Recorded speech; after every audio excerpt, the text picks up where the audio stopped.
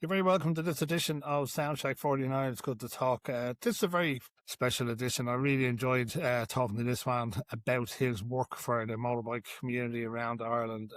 We have Derek from Sheds for Bikes on. Sheds for Bike doing massive amount of work around the community, bike safety, bike management, maintaining your bike going down the road. The run courses that you can always drop in, have a cup of coffee, speak to somebody, give you advice. They do an awful amount of work for charity. The first thing I asked Derek was his love of motorbikes. How did he get into it? Folks, I hope you enjoy this one and we'll meet you on the other side. Thank you. Just everything about biking in general, be it the normal commute you do in and out to work every day, to the extremities of people doing the Dakar, MotoGP.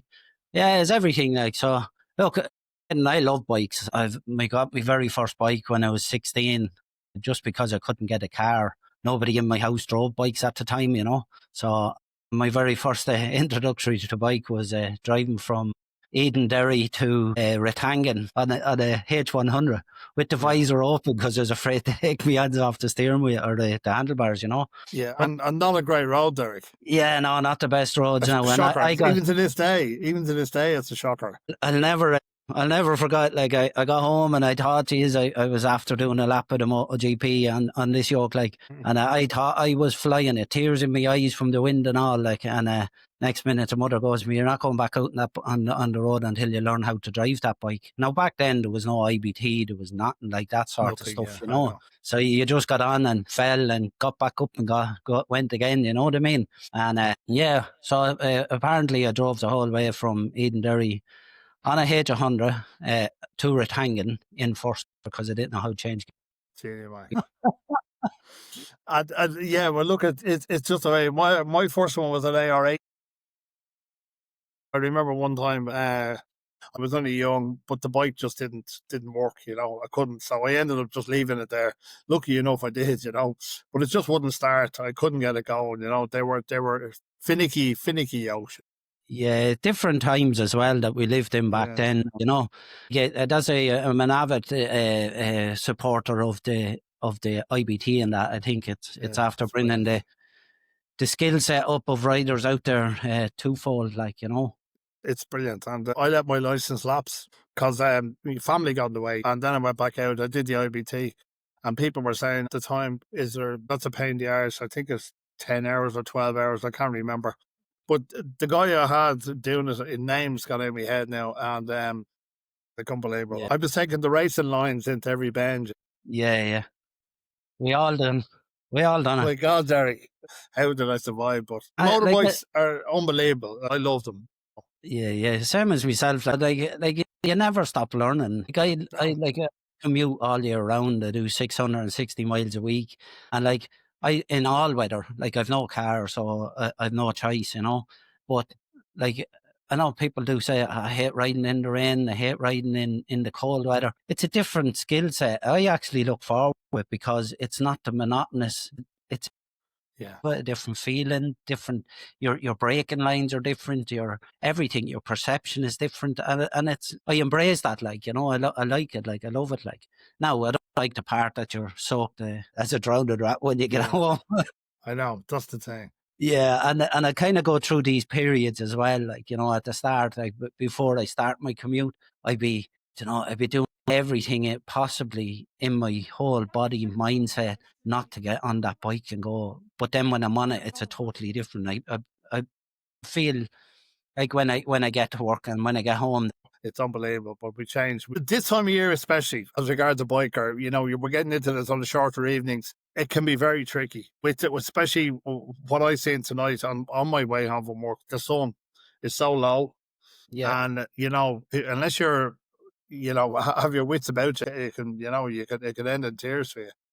But we're getting into that period where it's kind of dark when you leave to go to work and dark when you come home. And it takes not only you as a driver or rider or whatever vehicle you're in, it takes you time to adjust to that driving. I know it was a lot there now, like what I find hard is this time is because I do be traveling home and to work when it's dark is, brake lights, they're on fierce bright.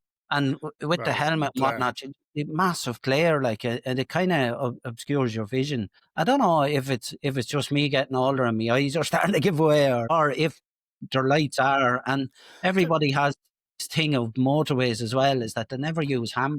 And I think it's got down to tronic sort of system that's in cars now. People just sit on the brake all the time. Well, some of these new vehicles out, especially the electric ones, they're lit up. Like the lights on them are Yeah, majorly extreme. Like they're right across the front, and then you have the guys in their Raptor Jeeps, and they have them on the top, and they're all the American type of thing. So it yeah, is. I noticed it there. Summer's evenings. Coming to dusk time again when it's a bit tricky. When the yeah. sun is low in the sky, it's a bit tricky, especially in a lovely summer's evening. And then the country roads, it's lethal. My biking, but well, look, I just go back to the shed. We're on the go since 2017. It's Brilliant. a fantastic. Like, I love it. I eat, sleep, everything is the shed. Like.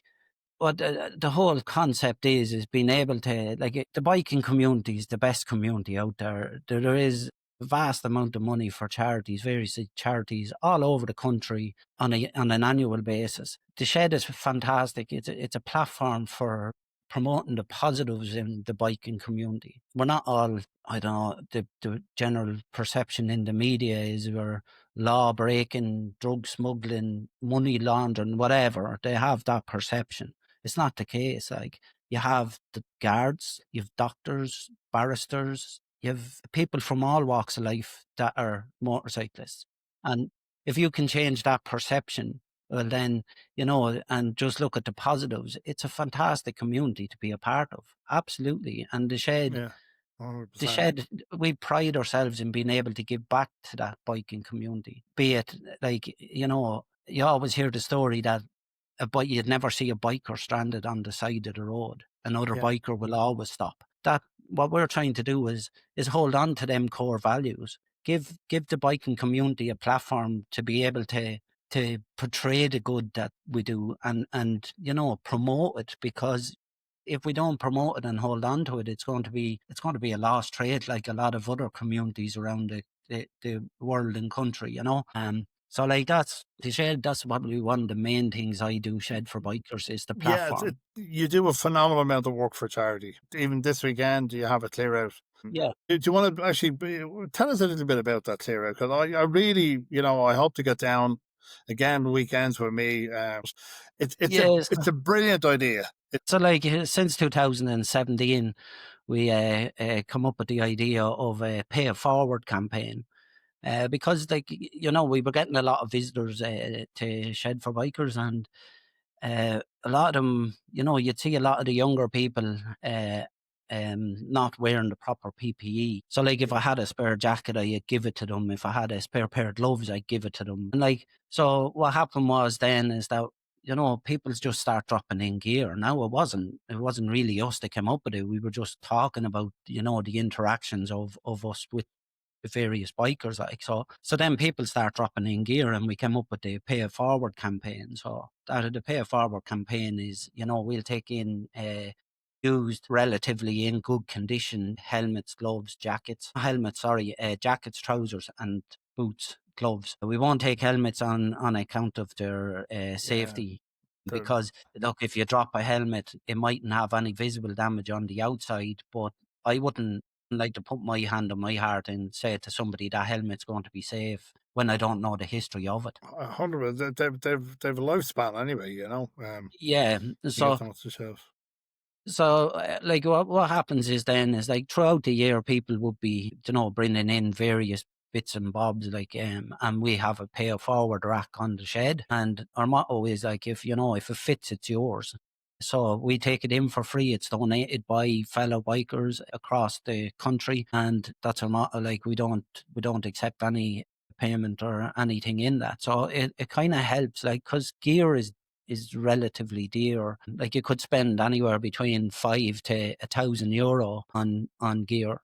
And, you might have, like, a pensioner or somebody starting off that just doesn't have that surplus cash because they're after paying for their IBT, their insurance, their bike. And, starting off in Ireland, your first insurance is nearly more than the vehicle you're driving. Yeah. So this little contribution that we do is helping people that we all have it. Like I probably have 2 sets of gear myself and have 2 pairs of gloves or 3 pairs of gloves. Like 90% of the time, one of them pairs is sitting in the wardrobe, never gets Yeah, used. never used. Yeah, It's not being used for what it was potentially intended and made for. So this way here, it gives not only the people donating, a bit of closure on having that gear and holding on to it for a long time, yeah. that it's going to be put to good use. And then the other side of that is the people who benefit from it more protected than the tracksuit bottoms or the pair of jeans that they're wearing around, because they have,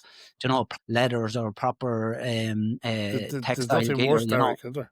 No, nothing No, worse seeing somebody on a bike. And I go to a lot of bike racing around the world. And last year I was in at the MotoGP over in Aragon. Beautiful weather, whatever. But I'm seeing these young kids, teenagers on powerful bikes, CBR 600s, 900s, ZX10s. They're in a pair of shorts, flip flops. They've a girl sitting on the back. My head just go. Like if you go down the road, you're destroyed for life, and yeah, they don't hang around. but it's the culture they're being brought up in as well, I like. can't understand it, Derek. So like the culture shift in Ireland has been very positive towards safety Yeah, in the last few years. Like when I was growing up, you never told anybody that you were on L plates, or it was no, it was a forgotten thing. You never. Now I love it. Like when people come down to the shed and we hold an event or whatnot. Like when you look around, like there's 30 or 40 people there in their L vests. And I think yeah, the it's great. culture in Ireland is that, like, if you've an L vest on, I think all the other bikers, get male or female or whatever, they feel that I have to mother them and give them a piece of advice. Yeah, it is good. It's weird, like, Yeah, but it's good, like. But I think that kind of culture is that people nowadays are kind of proud to say, look, I'm learning. I think us, like, we kind of go into a kind of a mothering thing that, like, if we're out on a spin with them, we'd hold back that little bit. We give them that space that they need, and you'd be telling, look, you took that corner a little bit. Why don't you just go into second there, or that sort of way, or you're braking too early. Do you know what I mean? You give them little piece of advice which helps them along the way. it is brilliant, and that's again, harking back to the biker community. That's the way. We're not on a traffic light going beeping the horn, going, "Come on, will you?" Or, you need to go faster. We're never like that. I do a lot of runs for myself as well, charity runs and different things through the years, and we'd always be there. Or if somebody's on a bike, don't blast by them. But even though the bikes I ride are fairly powerful, I can, but I don't, I just Yeah, sit behind them, and I enjoy the bike. yeah. I'm I fairly busy, so when I get out on the bike, I enjoy it. Yeah, I commute now, but I do. I like doing that as well. Just sitting behind and just observing them. Mm, And you might, like, I'm not saying there that I'm the best driver out there, but you do actually kind of observe them and go, here, what is he at? Or you go, oh, that yeah, was good, like, you know what I mean? And you just follow them, like. But you can tell, like, if you travel behind somebody who hasn't done IBT as opposed to somebody who has, you can tell within the first few 100 meters, yeah, like, who has that training and who doesn't. There's a massive difference, like, um, and like, I've done advanced courses. I've done every sort of yoga. I've challenged myself on the bike, doing all around Ireland trips, like, and like, I just love every aspect of it, and I love the community aspect. Like, when you're yeah. talking about going to racing and going to that, like, I love the paddock life. I love the whole We atmosphere we met around at it. You know, we met at the yeah, TT 2 years ago, 3 years ago. I two don't know two when it was, years ago, yeah, but we got a really really special tour that day, and it was yeah, lashing rain. I was drowned. yeah. I was only not long off the ferry. A brand new set of tires, but a nail had gone through the back tire to the sidewall. Anyway, getting back, we went up the tower Yeah, at the it was TT. amazing. It was unbelievable. Yeah, yeah, yeah. Yeah, no, it was like, not many people said they can do it, like, and we got the clock of the course. What was his name? Gary.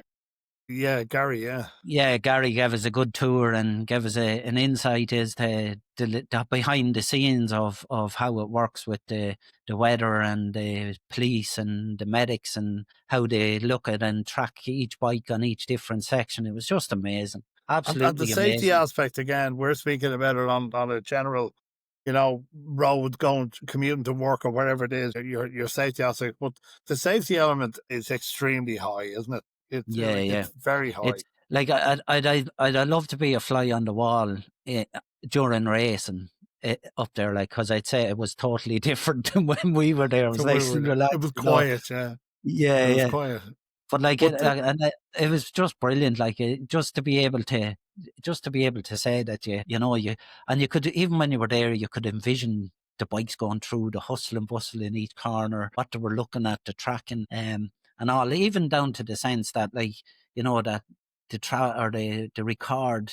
What did he say? About 3 minutes behind live, yeah, just in case something does happen, and they're able to kind of switch camera or whatever. Like, it's little things, have everything thought out, like, but it's brilliant. he's been unbelievable, Gary, since he stepped into that role, and Clark of the course has been unbelievable. Like that same year he pulled the senior TT.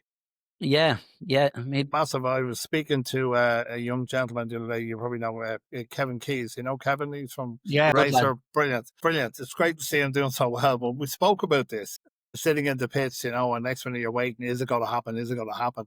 So I got it from a rider's point of view. But from our point of view, it was a wise decision, really. It was just too wet, too windy. The mountain, I'm sure you've been up it hundreds of times like me. You can't see any. It's like pea soup up there, isn't it? Yeah, but like, at the same time, no matter what decision he makes, it would have been the wrong decision in Yeah, of some course. people's eyes. You can't please everybody, You like, can't please it. and then, like, at the end of the day, like, I think there's, like, in comparison to what used to be in relation to accidents and fatalities at the TTs, they're after dropping dramatically. Dramatic. Like, I think there's like one every 2 or 3 years now, like, you know what I mean? They're Yeah, not, and and that's down to the likes of Gary putting rider safety first and whatnot. You know what I mean? Making the right decisions. making the right decisions. Like I've been to the TT when it was wet. When they were racing when it was wet. It's a different thing. You spoke about it earlier on in our chat. About the difference mindset needs to be from a wet road to a dry road. But this is what Gary has brought in. I marshal at the event now, and we were lad this year. We were there when Hickey came up. Yeah, When Hickey, I think he had a problem with his fairings, and he came off. But our whole marshalling now flags out. There were a lot of talks about Ireland, about getting back to road race. We had a big ride out in April for Irish road racing. Remember, it was in Kells up in the oh yeah, park for me. It was last day. Was it April? It was yeah. April, I wasn't think I think that's the Kells road raiding biggest ride out. it? The biggest So ride out. Yeah, during racing times, they were using that to raise funds for their insurance to cover the cost of the racing. yeah, Everybody knows the way racing is now at the moment in Ireland, with insurance and the battles that they're having of pricing and not being sustainable and yeah, whatnot. I think their last couple of runs now, when there was no racing on, they donated funds to the various charities yeah. locally around Locally, Kells which and is whatnot. brilliant. Yeah. Yeah. So like, I think, I'm not sure now, but I think the racing is looking promising for 2026. We had last year, we had sprint in Skerries, wasn't there? There was a sort Yeah, of sprinting sprinting in scaries. Skerries. Yeah, Yeah, so yeah, which is good. And then but we'd lost sort of major races like Kells, we'd lost up the north end, the Ulster Grand Prix went, which was, yeah. I used Like, to love it. It was one of my favourites. yeah. So, like, hopefully it's back next year, like, because, as I said, it's a whole community that, like, there's some people I don't get to see unless I go to the Yeah, racing, you know what I right. mean? No. And it's like the age old friends like that. You haven't seen them in years, but the conversation just kind of Yeah, continues on from where it was left off, and it's fantastic. Like, I think, like, I'd love to see it come back, and come back twofold, that, like, it's bigger and better and stronger. And I'm hoping that the absence that road racing has experienced, and all racing, not just roads, that has experienced over the duration of or the period of time where there was no insurance, that people start to come out and appreciate it Yeah. and start showing support and start, putting their hand in their pocket to help keep these clubs and to help keep the sport. Keep 100% agree with you, Derek. I had a gentleman not on just onto me about one day. He didn't want it happening. Didn't he? He knew about it. I'm sure you can see his point of it as well. Like it's a massively dangerous sport. But then horse racing, Derek, skiing, all of these, But this. I'd argue the point, Aidan, that, right, if you don't give people a platform, not everybody's into GA. Yeah, Not everybody's into football. Not yeah, everybody's into darts or whatever, or hunting or fishing.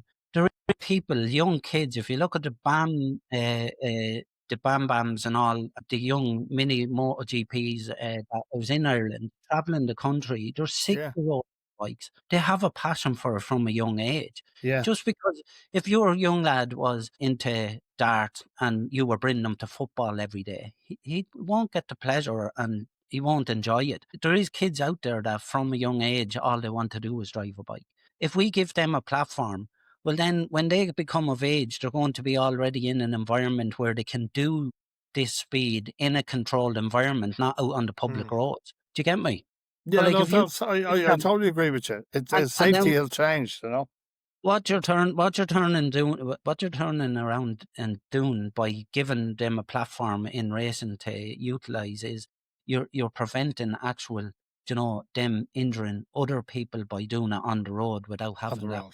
controlled environment. This was part of my discussion. Look, I totally can see. He was saying about the Isle of Man, that so many people. You can't argue with what with what he was saying. But would you prefer people going out doing it on the roads where they don't have marshals, where they don't have paramedics, where they don't have all of this stand beside them?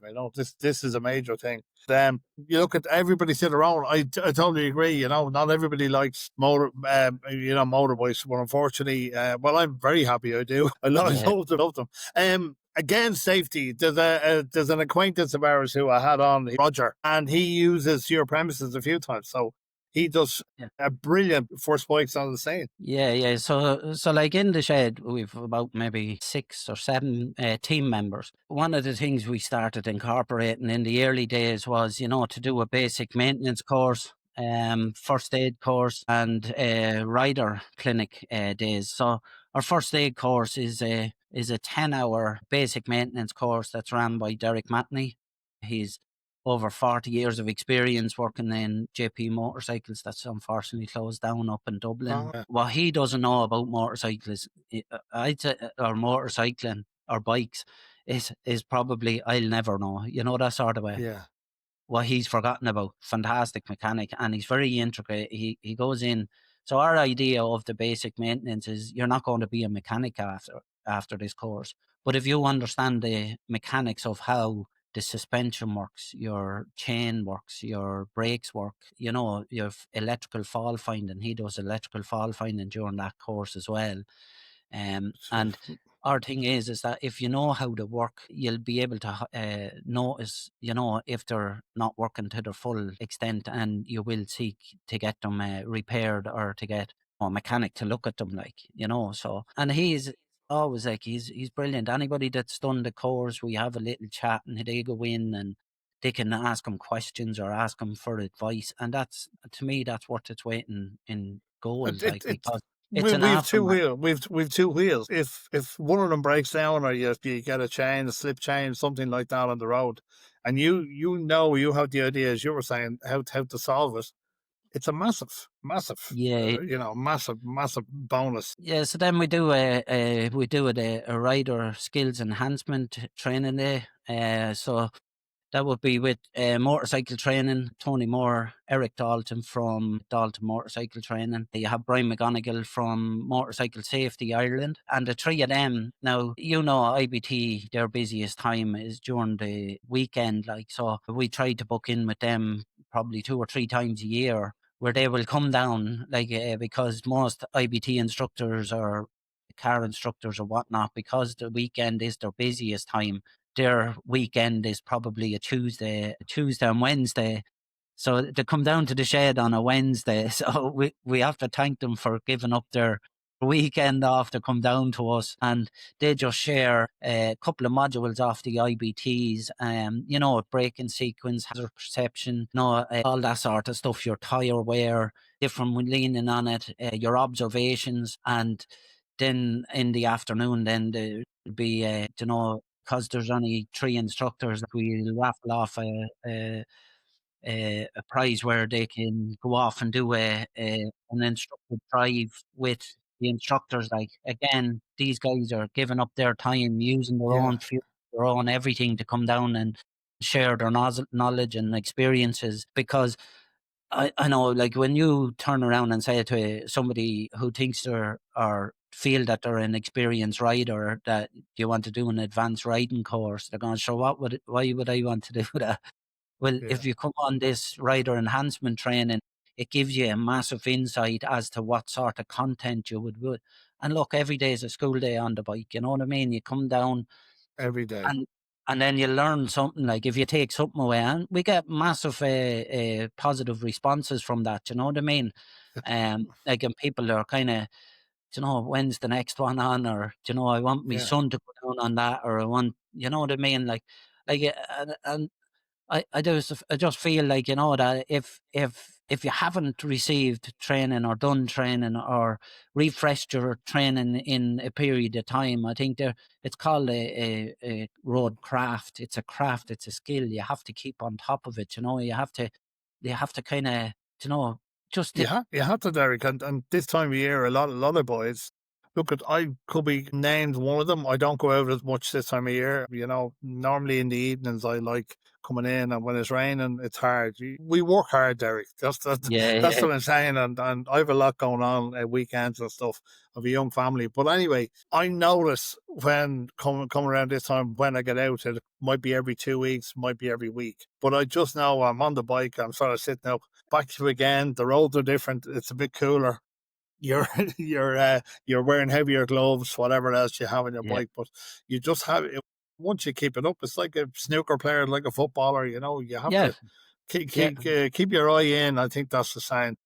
It's a skill, though, and like, that when you're learning any new skill, you overthink and you want to know every aspect of that. Some of them Yeah, skills get pushed to the side, and because they're not used often, but it's nice just to kind of get refreshed to them. yeah, The that's other the other brilliant. course we do then is with Roger there. Roger's he's a good man. He's a good Great time skill, isn't he? from. Yeah, So same I here. done my FBOS course, my first one. FBOS is first bike on scene, so it's a medically training skills day that is orientated just solely around motorcycle accidents. Hence why it's first bike on scene. If you're the first bike when arriving to any scene, it goes in depth into. Now, it can be used every day, not just for bikers. It's a skill that, like, I've used it across many different sections of just normal day life when I wasn't on the bike. But anyway, so it gives you a massive insight into scene safety, all that sort of stuff. I'm sure Rog probably talked about it. Like, Yeah, yeah, it's brilliant. Helmet removal, Derek, checking vital signs, and then making one the scene safe. Make the scene safe, but don't jeopardize your own life. yeah, 100%. Like, so, like, ever since then, like, it's the only course I've renewed every 2 years is the first bike on scene, because I just love it. Like, I do think, Mm. like, I know they're, like, we're going back to IBT. I do think that there should be some form of medical Something, training yeah. in the early days I of agree, your 100%. biking. Yeah, And because, like, it's just when you do it, it's the most exhilarating thing. That, like, I have this terrible fear that I'm going to kind of come across an accident someday, and not knowing what to do, I think, would eat me more so than having the skills and doing my best with what I know to try save that person. You know what I mean? yeah, But we've been doing that now.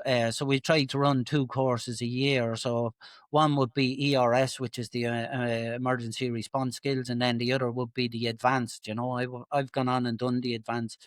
I love it that much there that Rog brought me on as an assistant instructor there brilliant. last year onto his team. Like, so I'm kind of getting, I think it's brilliant. I kind of get like free training because I'm attending all Yeah. these courses, Well, listen, it's what a thing to have. Yeah, what a thing to Yeah, have. and I love it. Like Yeah, just it's sharing brilliant. experience with bikers from all over the country, and and like listening to other people's near misses, and they're all there for the same thing, for their better good. Like nobody does a first aid course for themselves. They do it for their buddy, and No, that's the I've truth. done the course. I have to renew it actually. Well, before the middle of next year, I have to renew it.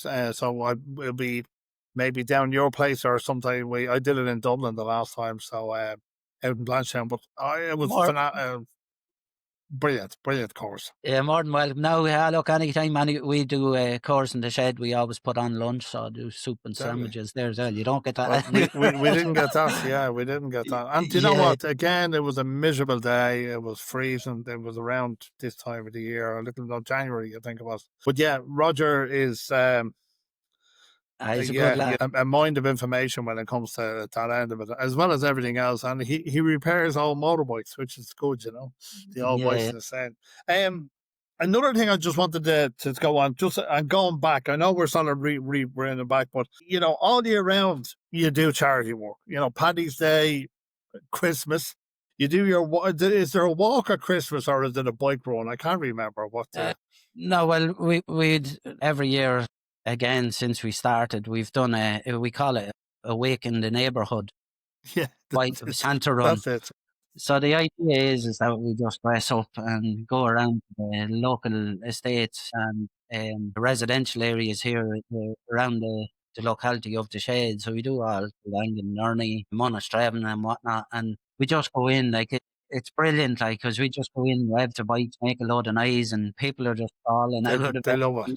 looking to see what's going on. And then Yeah. we all dressed up in Santa gear with Christmas music playing, giving out selection boxes and kids or to sweets to the kids and whatnot. You know what I mean? Okay. Well, I think the adults love it more. Like they do be all out dancing and singing Christmas songs and all. Yeah, it's It's brilliant. different. Oh, and anybody that attends that as well, they always say that they've been on like many a Christmas run and you don't get to interact with the people that you're doing it for as much as they do when they're on the wake in the neighbourhood, like, so I And, enjoy that. and especially that time of year, it's a great time of year, and you're coming in. I've seen the bikes dolled up. They have the lights on them. You have everything on them, and going around to Yes, estates and seeing that's seeing kids' faces. It's brilliant. it's fantastic. Like, and again, that just brings me back to the thing there of just changing perception. Is Mm. that if you can put a positive memory in a child's mind that that they remember, the bikes used to come around at Christmas. Like Yeah, they're growing up. They're growing up with a yeah, I know. mindset that we're not them big hairy fucking Yeah, monsters I that the don't media like. is making out. You know what I It's mean? funny. I don't know. I think it's Hollywood again. This type of thing, or maybe Yeah, in England back in the day, the rockers. I think it could be something like that. The yeah, modern rockers. but it's this the thing is I do see there now, like, and I do really enjoy it. I see a lot more papers posting the positive saying, like, but the biker runs done and they raise this amount for the charity and whatnot. You know what I mean? I think they are kind of coming around to my way of thinking anyway, like, Look, we'll stay horse on it. You had a visit from a major lot of bikes there from the North Dublin bikers. They dropped yeah, in there a few months ago. Again, a charity run, but ended up yes. up in the shed. Yeah, so they contacted us and asked could they do the end of spin that they were planning to do for Grow.ie, which is a mental health charity. They're non-government funded, like, so it's probably a little bit harder for them to kind of get funds up and whatnot. So the North Dublin bikers there, they contacted us, said we're going to do a spin over the Wicklow Mountains and then end up with us there. So we put on a barbecue for them there, gave them the Yeah. facility. So it's not necessarily there that we just do maintenance and whatnot. Like we're No, open it's not. every weekend, Saturday and Sunday. People can just drop down. We get a lot of people out for a spin all over. They could be going anywhere in the country and they'll just drop in, have a cup of tea, have a F talk and Yeah, just I head know. on, talk about bikes. It's brilliant. Like biking has no language barrier. Doesn't matter if you're in any corner of the globe, if you're on a bike, another biker will stop and talk to you. You know what I Yeah. mean? And I think that's just the beauty of biking. Like, but yeah, so the Grow one came down. And the guys used our facility there as their end of Spain. It was absolutely fantastic. Everybody was buzzing. They got drowned at that day. You know, I mean, like we have a fire in the shed, like little stove, and boys had gloves hanging on things that everywhere. It's just the floor was It's drowned. so But unfortunate, isn't it? So yeah, unfortunate, you know. You, but you can I have mean, good days and bad days, but that's it, isn't it? yeah, but just look, yeah, you have to remind yourself, in like they're the exact reasons why you're doing it is because Yeah. people in these sort of places that you're doing it for that charity grow mental health. They have up days and down days. You know, getting yourself wet for a little short period of time to be able to raise I think to raise over 7,000 or close to €7,000 for them. Like that's phenomenal. It's phenomenal. It's brilliant. Yeah, People to get out, and then people along the way helping in, throwing in a few pounds. But look, we live in a good country, you know. Unfortunately, you know, the weather isn't great in it. But as regards getting behind people, the charities, people are very good. You know, people yeah, yeah. are really generally very good. You get behind a lot of.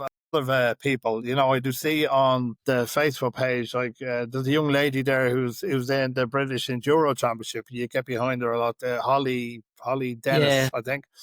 You get behind Holly, and you helping, like putting it out there that this is a young lady. It's a tough thing. She's gone over to the UK now, Scotland, all of that racing, and you know you're getting behind her, which is brilliant to see. yeah, no, like it's like you have to commemorate her parents on that. Like, no racing in Ireland, and No, they have nothing, to get no. on the ferry, go over. That's a massive commitment. You know what I mean? Oh, And like, there's the exact reason. Like, like if you give them young people a platform to flourish on. Like Holly's young, I think she's 13 now. Well, she was 12 last year, like, and 13 this year. But like she's gone again, lads in Scotsman's and everything, and just coming third and fourth. Like she's holding her own. Like, yeah, it's brilliant. Yeah, it's it's brilliant. brilliant. Like, and that's what I'm saying. Like, so if you can nurture these people and nurture their skills and hone them in, like God only knows where the like we've already proven ourselves on the world stage numerous times with various different racers, like Jonathan Rea, fucking Eugene Lafferty. Like they're These all, guys, yeah. yeah, they're all Jeremy massive Williams, riders. Philip Yeah, McCallum, all these guys, you know. yeah, but Yeah. that's what I'm saying. Like, and like they didn't start like by just arriving to the track one day and going. They were the young kid like Holly there that was going in week out. Young Hubert as well. Like There they're was a going in post you week put in. up on Derek, um, they were on the boat heading to Scotland, and it Yeah, was absolutely milling rain. The way the yeah. sea looked, but like huge commitment, and it's Uh, absolutely fantastic. And but even there, we done a sponsorship with Paul McMahon there. I think this is our third or fourth year doing it. Like, yeah, the idea was with Paul was to give behind the scenes ups and downs, ins and outs. No, don't be trying to buttercoat anything, like. And yeah, Paul's done that. He's done a very, very good job. Like he's shown, like, he races the classic bikes. He's a CB 350. I was yeah. actually in the Isle of Man when I met you, and he was down doing the pre TT Classic, or Oh yeah, yeah, the pre yeah. TT Classic. Yeah. So like, but like he just gives it, you know, and like I think that's what's missed is that people don't realize the amount of work, effort, commitment that these put in just to be able to go out and do a 6 lap race of a Yeah. mile. You know what I mean? Like, it's just crazy. Like, It's a massive thing. I spoke to Kevin, as I was saying. He came on and had a chat with me. But we were just talking about how we got into road racing. His first one, Walterstown, and he said I had from the BSB, his 600. So he had no tires. He got a Lenda tires. Somebody else sponsored him fuel. He got a Lenda van, and he went down. But you'd remember them days in Skerries, Killelane, at the yeah, Tandragee, up at Cookstown, where you go in and there'd be a field full of lads with transit vans or high aces. yeah, Joey did it. Joey, I remember seeing Joey numerous times. Ryan Farquhar, and this is their Saturday and Sunday. They're up there on yeah, a Friday night. It's brilliant. It's brilliant to see. But then you can walk up and say, "How are things?" Shake their hand. It's not like the MotoGP or the World Superbike or anything. But these Yeah. guys are in their huge motorhomes, away from everything. So they'll go up It's and talk to you. crazy. And that's what I love about the island. And, I love about road racing. You can just go up and have a quick chat. Yeah, so I just I'm no going jumping back as well, but Sorry. they're doing the in relation to the charities there, like, so I think it was during COVID. We kind of still wanted to do our bit. I think it was 2020. We contacted Rob and Nikki from the Emily Spin. Oh, yeah. So Yeah, yeah. Emily's a little girl. She's a beautiful little girl. She's cerebral palsy, like, so her parents, they are just two amazing people. They've raised over nearly 200,000 for charity at this stage. So we teamed up with them in 2020 because they normally done a spin for Emily to raise funds. And they went to Laura Lynn and Suzanne House and whatnot. So like we contacted them in 2020 and we came up with the idea that we'd raffle off a bike. Brilliant. So City Spares now, City brilliant. Spares, yeah. They give us the bike and They they kind did. of They cut gave all a the lovely bike. I didn't win it, but sure, it doesn't matter. yeah. I'm joking. I'm Now joking, Derek. I would have I given know it back. It was brilliant. Yeah, they've done fabulous cause. they've done that for like the last 3 or 4 years now. They've given us a bike. We've sold the tickets and raffle it off, and then the surplus money goes to the charity. Like, so it's brilliant. Like, so that should be coming up now. We done one earlier this year because we said we did do this year's one because Nikki and Rob had to do renovation work in their house for the palliative care that not palliative, but the home care that Yeah. Emily needs. So they had to put in tracks and whatnot. And we decided this year we'd do the raffle and donate the money to them to help with the cost of the renovation work. Like, it just seemed like a no-brainer with them after raising so much for every other charity, and then they were in this kind of financial burden themselves of doing up the house. So hopefully we ease that burden a little bit by helping them do that, that sort of way. No, it's a brilliant. That's the shed again. This is what I'm saying, folks. It's a stop for everybody, isn't it, Eric? Just give us a shout. Look, If we can help, we will. That's the motto. I love it. It's brilliant. Yeah, look, as I said, like, it's so easy to give back to a community like the biking community because the biking community just give everything to everybody else. So for us to give back, it's like a pleasure and an honour to be able to do that, that sort of way. Yeah, it's brilliant. You'll have begrudgers, what are you getting out of it and what are this?